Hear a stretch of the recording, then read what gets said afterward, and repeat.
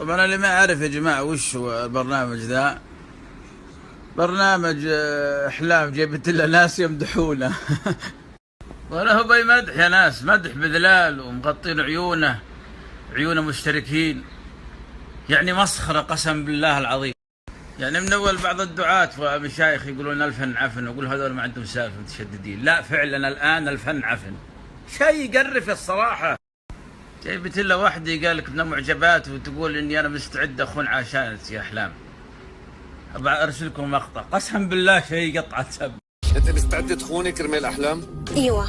مستعدة تخوني حتى؟ مستعدة اخون الكل علشان احلام. حسيت نفسي اني انا وصلت لاحلامي لاهدافي. انا عارفه تحبوني كثير.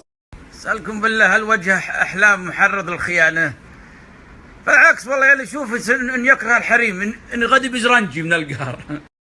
اي خيانه وهي بطيخ، انت من مبطلات الشهوه، انت كافور يمشي على الارض من شين الشيطان اللي بكل مره على نياته شيطانت.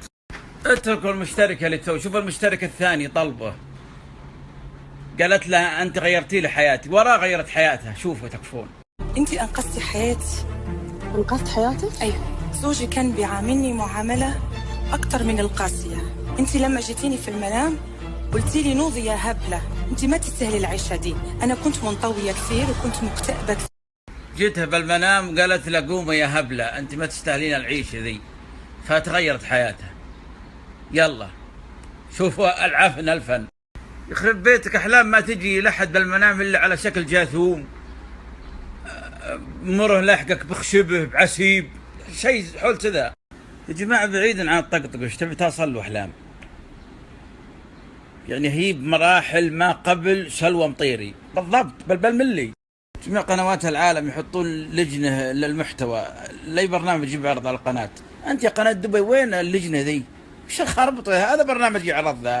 لكن الجميل بالموضوع ان البرنامج ما يبث الا حلقه واحده، ووقفت المهزله هند آل مكتوم، الظاهر مرت محمد بن راشد، وقفت هالمهزله.